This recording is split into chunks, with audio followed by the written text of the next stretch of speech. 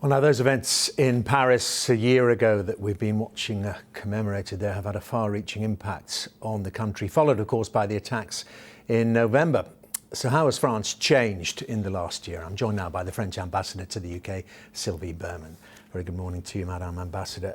And then that question, I mean, about France changing, clearly it's a more nervous, a more watchful nation, but is it also in a way a more united one? Yes, absolutely. It's a very resilient nation, and it's a more united one also. And all those commemorations, all those marches also are about unity, and we are ready to fight in defiance of terrorism. I mean, we talked in November, didn't we? And you talked there about it. It's not just fighting, it is a war as you see it. Yes, what happened was an act of war, and so we had to defend ourselves. It's self-defense, and that's the reason why we are striking in Syria, where they are planning those attacks. And we are striking command centers and also training camps there. But it's also a war fought on home soil as well. As I said in my introduction, a more watchful, a more nervous nation, a nation that is looking at elements within society.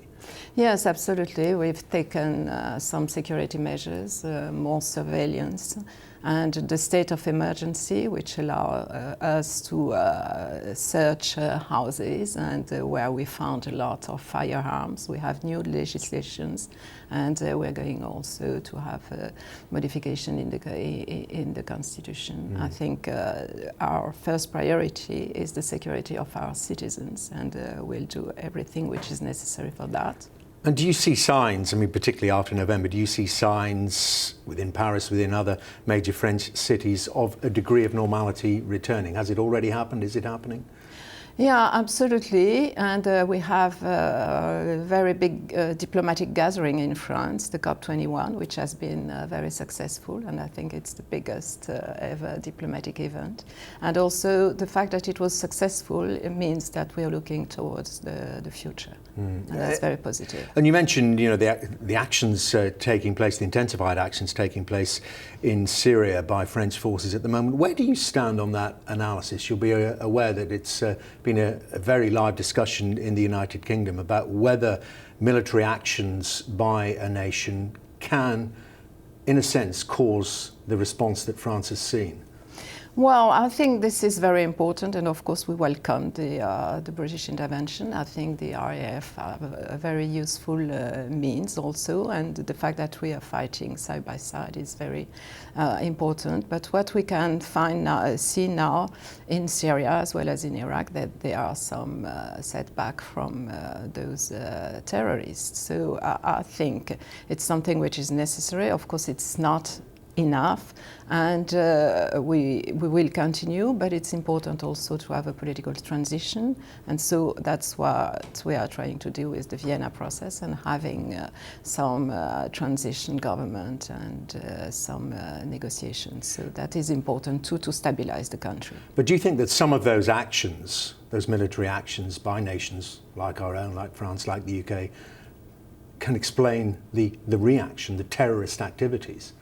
No, I don't think so. It was planned before. It's out of fanaticism. They want to kill us. And so they planned those attacks before. So we are fighting back. It's not them who are fighting us because of that. It can't be a pretext. And just to tell us more about the cooperation that's taking place with the United Kingdom. You mentioned there the military actions over Syria after that vote last year in the House of Commons.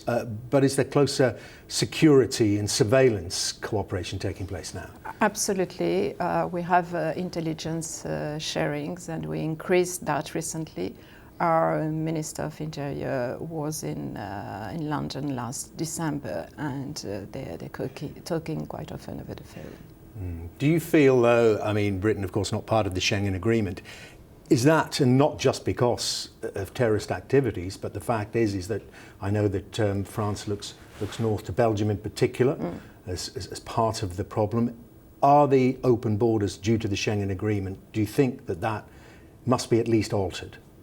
I think we should continue, of course, with Schengen. But what is very important is to enhance our external borders, the external borders of Schengen. And so that's the reason why we have asked our European partners to do those systematic checkings, which didn't exist before.